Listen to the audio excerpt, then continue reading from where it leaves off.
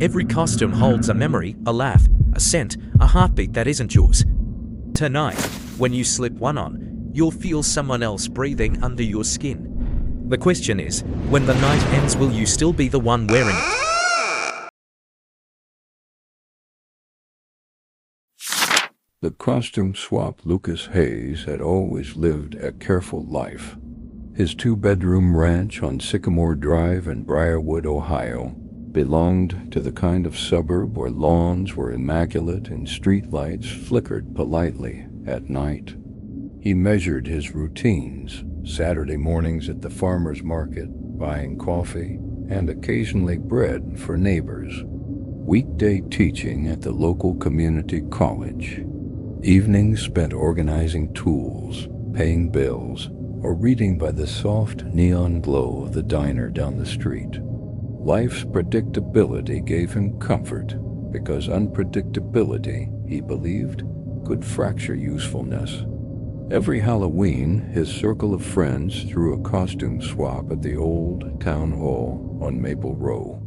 The event encouraged guests to bring a costume they no longer wanted, place it on a labeled rack, and pick another. The idea was playful trading identities for an evening, and Lucas appreciated it. Costumes solved clutter, sparked laughter, and, if nothing else, gave everyone a temporary thrill of inhabiting someone else's persona. The hall was an old municipal relic, 2 stories, brass fixtures, the faint smell of varnish and dust.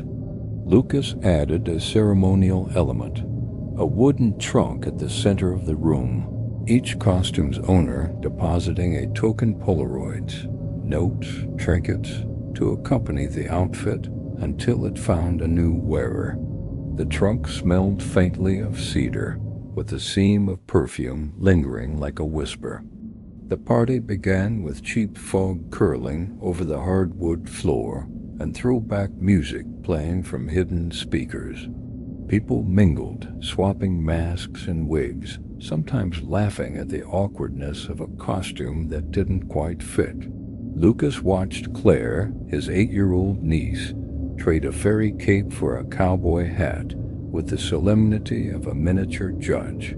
He saw friends, Ben, Josh, and others select identities as though pulling them from a hat, temporary characters layered over their real selves. No one noticed the subtle shift at first. It came in textures and whispers, easily missed in the bustle of the party. A woman in a vintage school uniform, half asleep on the stage, murmured she felt the memories of someone she had never been. Laughter followed, masking unease, as if the hall itself had absorbed the stories into its old wooden bones. The day after, the oddities began. Tyler, a student in Lucas's night class, asked about missing sneakers, white high tops, left shoelace gone. Lucas remembered seeing a pair by the trunk and sent them home, but Tyler replied with a strange text. "I keep dreaming about corners, my dad's corners." That cabinet with jars. The message contained a photo of his hand, showing a faint tattoo of a compass he did not own. Then Claire whispered a name she insisted she had never heard. Margot. Lucas initially dismissed it post-party illusions, memory borrowing during costume play. But the anomalies escalated. People reported memories not their own, scraps of afternoons at lakes, scents of tobacco they had never touched, guitar riffs they had never learned. Ben hummed a blues melody in his sleep, fingers forming chords with unnerving accuracy. Josh developed a fascination for model trains he had never seen. A woman named Miles awoke feeding a cat that was not hers, nestled on a cedar-scented blanket. The town forum swelled with posts. Woke up with someone else's scars. I know the back road by the quarry, but I never lived near a quarry. Skeptics blamed mass hysteria. Psychologists offered theories of embodiment. But patterns emerged. The most profound changes affected those who had swapped costumes along with tokens in the trunk. The trinkets seemed to act as anchors, embedding memories into their new hosts. Lucas cataloged each anomaly. He tracked tokens, noting repeated glyphs and faint smudges. A nurse who borrowed a locket recalled patients she had never met. A man in a leather jacket dreamed of a wife he never married. Small details, groceries in a fridge, muscle memory of tightening bolts. The scent of motor oil slipped into unsuspecting hosts. The town's fabric, usually orderly and predictable, began to fray. One night, Lucas brought home a sequined cape left behind. That evening he dreamed of a hallway he had never walked. Framed portraits lined the walls, the faint smell of lily in the air, ending at a door marked 213 in brass. He awoke with the metallic taste of copper and found a folded postcard tucked inside the cape. A brown stone with 213 stamped on it, the back inscribed in an old, steady hand. Do not return unless you mean to stay. Inside the lining of the cape, Lucas discovered a small mirror sliver, convex and cloudy. When he looked into it, it was not his face, but that of a man with a thin scar across his eyebrow and a laugh that resonated in the throat. The trunk, the tokens, and the mirror fragments had a history. Lucas traced the trunk to 2 other towns decades earlier, linked to estate sales, obituaries, and reports of odd deaths. Hidden compartments contained thin negatives covered in numbers and a repeating glyph, a circle bisected by a line, accompanied by a ledger note. Exchange is nitrogen monoxide, trivial thing. The effects grew more dangerous. Memory borrowers acted out lives they never lived. A man thought he was a heroic driver stepping into traffic to save imagined children.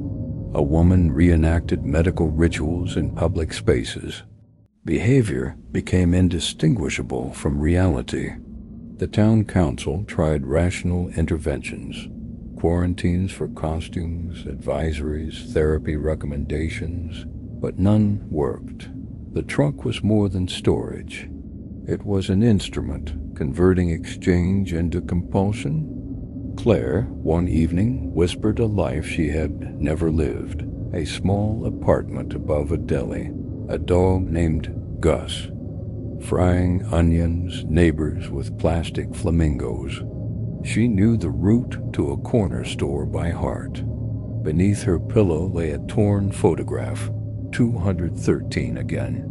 Lucas realized it was a keystone. Research revealed Arthur Keene, a performer from the 1970s, who had practiced method costuming, blending ritual and improvisational identity. Arthur died mysteriously, mask clutched, costumes spread a pattern repeated through decades. The town's spiral accelerated. Those most affected began braving dangerous exchanges, inhabiting borrowed memories more recklessly. Lucas, Ben, and 2 others decided to destroy the trunk. At dusk, they stacked wood around it in a field. Flames swallowed the artifact. Cedar hissed, leather blackened. For minutes, relief blazed. They felt the town might be free. But ashes were not final. Polaroids appeared at doorsteps, glued to windows, each stamped with a glyph and a name from the town. Beneath each, a message in childish handwriting. Thank you for the costume. A faint smell of powder, perfume, and rehearsal clung. People's lives became theaters for borrowed histories. Closets refilled with others' shoes, routines reshaped, violence enacted from past memories. Lucas cataloged the chaos. Every token, mirror sliver, and piece of film mapped connections, revealing the inescapable exchange. He revisited the brownstone and the postcard, watching figures move from window to window. The final confrontation occurred at the old hall. Survivors, those tangled in the memory web, assembled, tokens in hand. They spoke aloud names, places, and sensations they had borrowed, attempting to restore order. The mirrors on the slivers twitched. Faces not their own shimmered within. Air thickened with lily, motor oil, and smoke.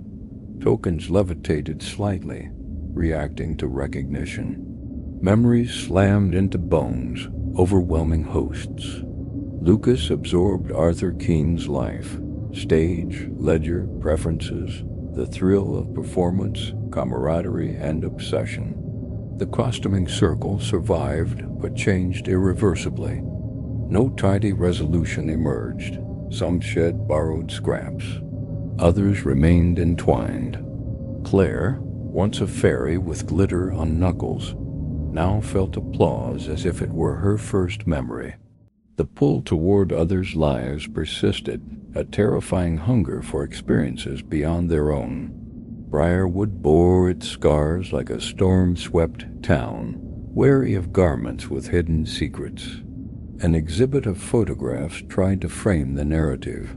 Critics and internet forums speculated, but the artifacts resisted narrative, maintaining a quiet dominion over memory. Lucas kept the mirror sliver in his knit-stand, tokens tucked carefully. Some nights he felt another life beside him, the weight of a cigarette, the scent of lily, the faint echo of a guitar chord he had never learned. He would stare at Claire's torn photograph, the brass digits 213 blinking in dim light like a promise and a threat. Memory, he had learned, was a room without locks. Some doors, once opened, could never be closed. Every Halloween after, when townsfolk donned borrowed faces and glittered smiles, Lucas watched the stage lights with a hunger and fear that hummed under his skin. Some costumes were never costumes. They were keys. And sometimes the key was the lock,